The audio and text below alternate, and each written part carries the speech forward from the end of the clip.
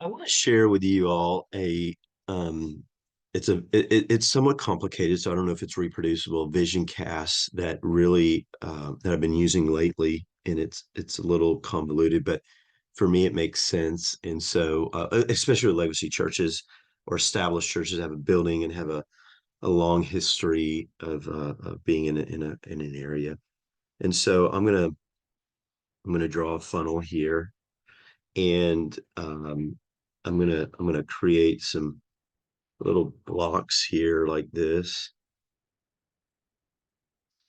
and and I think this will make sense, and maybe it'll work better this way. I want to put the word attend up here,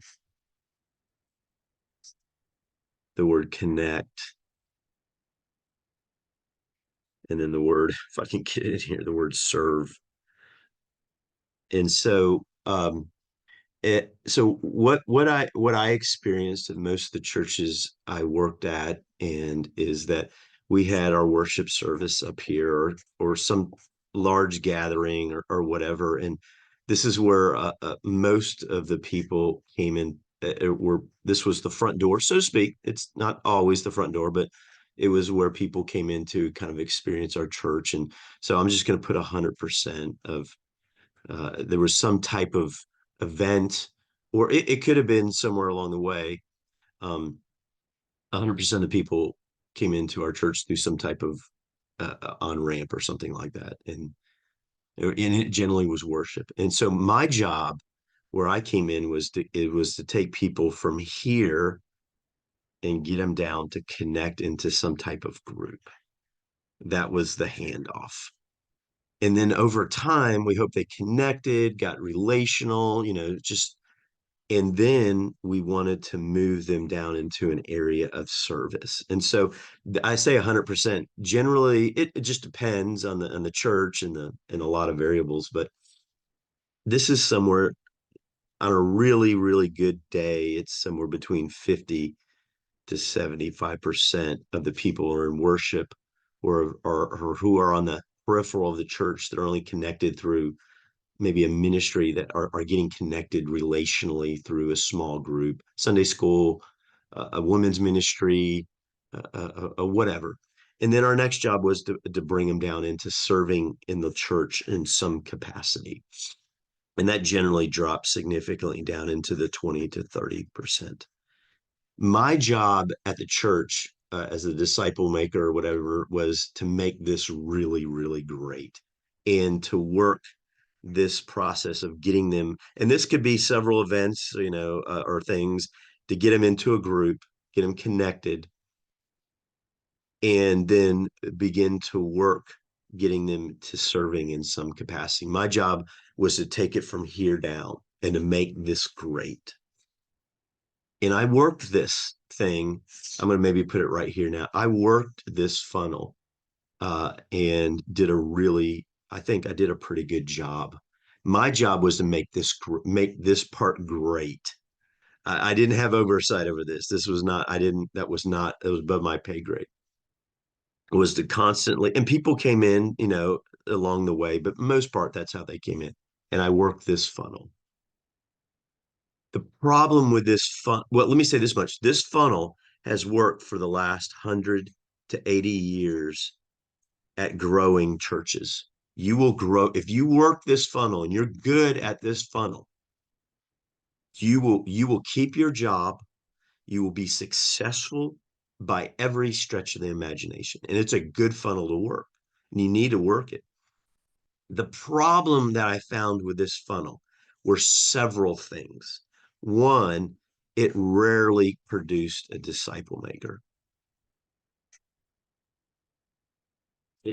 Every once in a while, there was an outlier in here, just by the grace of God. It rarely fostered or produced a gospel share. And it rarely produced a fisher of men. It produced a lot of good things. And also, this funnel had diminishing returns. Less and less people became a part of it. And so down here, you basically ended with someone giving money and serving. It had diminishing return. It produced a lot of great things, but it just didn't have increasing returns as you got farther down the funnel.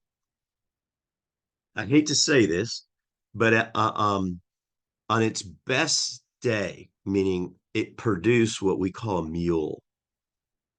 That's not my term. That's a navigator term that I stole. That discipling ministry is, and a mule is an animal that can only do work, a lot of work, by the way, and it gets a lot of stuff done, but it can't reproduce. And so, under best case scenario, this this funnel was doing a lot of great things. You can do this funnel 9 to 5 Monday through Friday. It's a very much a programic thing, and it will keep your job. And if you work just this funnel, you will be successful. Let me tell you a few provisions of this funnel. What gets people into this funnel, and generally what keeps people in this funnel, is what we call the 4 Ps. I'm going to say programs. There's some program, and I'm not against all programs are good. Um, there's some program in this. They have a great choir. There's a great Awana. There's a great quilt. I can even say there's a great small group ministry. I serve in a wonderful program, Upward, Bible Drill, and these are great programs. So people tend to come into this. They're attracted to a great program, a great worship service, or something like that. The other thing they tend to get connected to and kept in this funnel is people, relationships.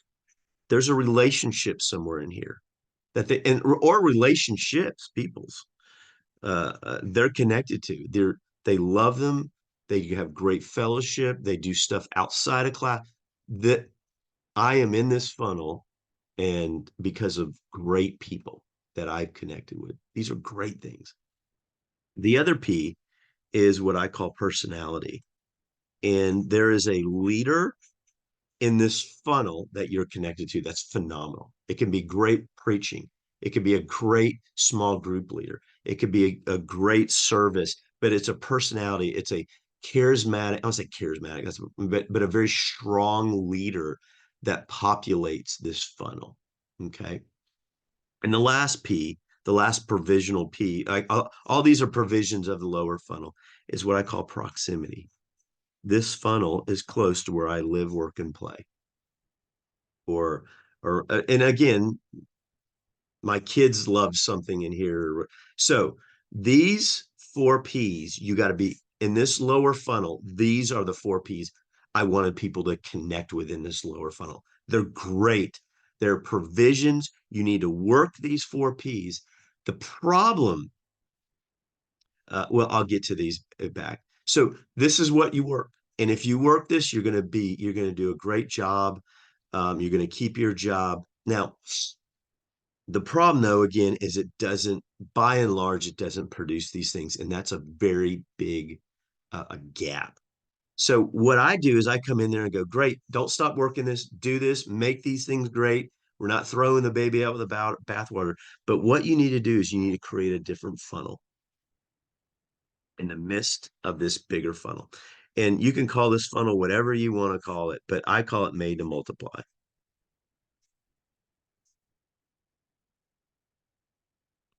Butcher this here, how do you spell it? The made to multiply funnel. All right.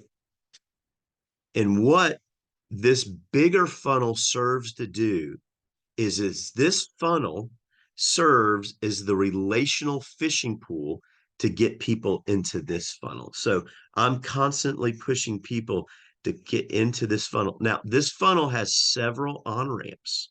How do I get into this funnel? Well, and these aren't in any particular order, is we have these, what we call made to multiply groups, ongoing groups, open groups, 3/3 that are on campus or in homes. Hey, you want to learn what's going on here? Get into this group and you'll see it. The other one is what we call events. We call them, and they're about sometimes 2 to 3, 2 to 4 times a year. We call them gospel conversation training events. And so that you can get into this, this was an on-ramp. The other significant one we've seen over time is our ongoing harvest time. So you get into come out into the harvest and see us doing these activities. That's a big one. It's a hard one, but it's a big one. The other way is we have an ongoing, what we call drip training on Wednesday night. It's Made to Multiply. It runs 2 semesters, and you can drop into that. By the way, these are multiple groups right here. They're on Wednesday night. They're on Sunday morning. There's a couple others. And so that's the drip. It's on a Wednesday night.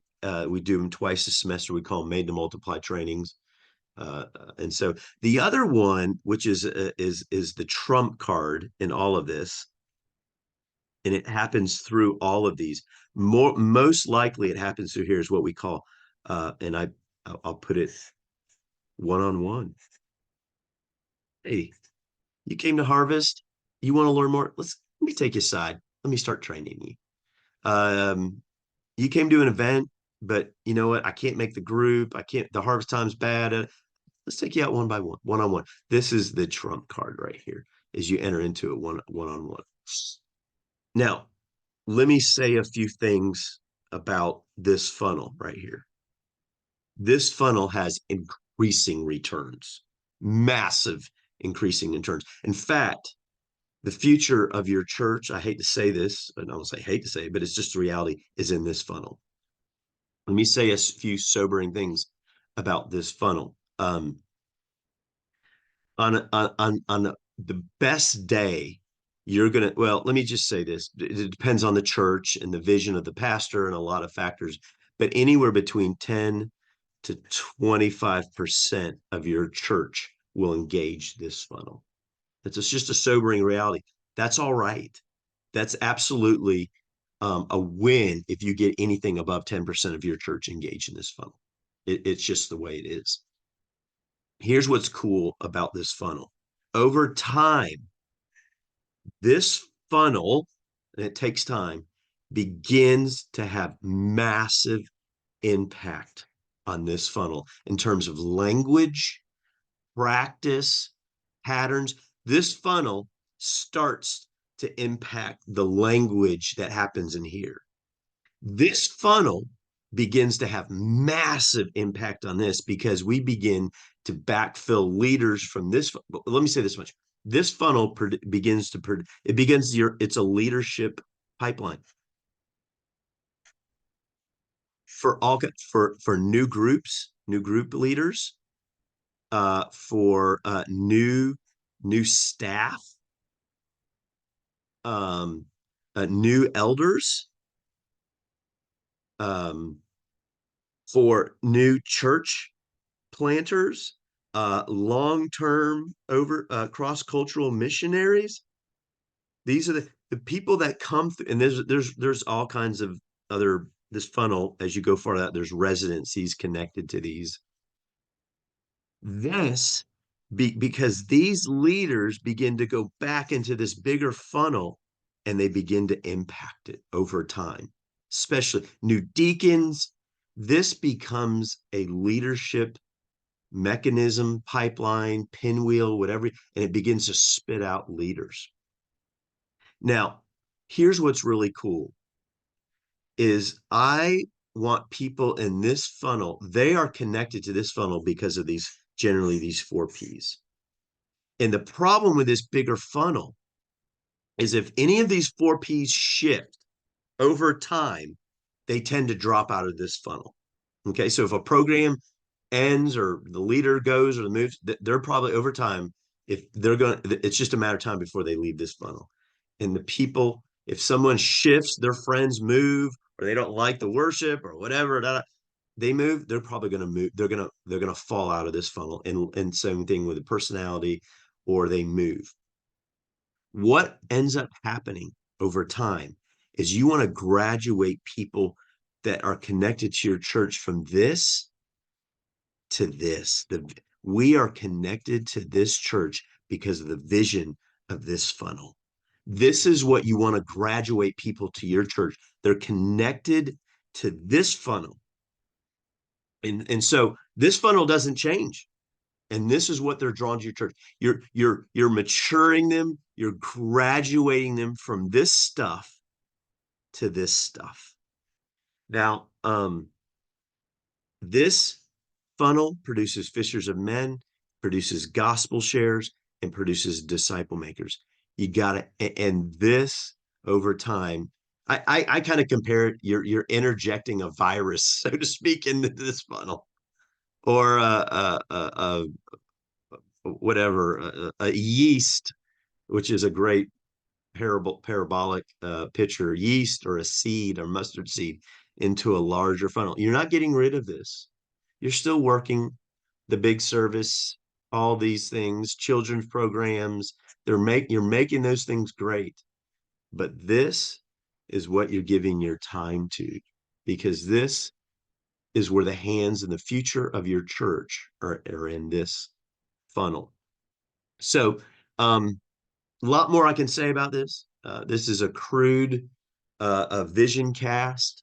It creates a lot of conversation, but it recognizes that we're not throwing this thing out, but we're creating a new funnel in the midst of this. Um, and so I hope that makes sense. If you have any questions, comments, pushback, let me know.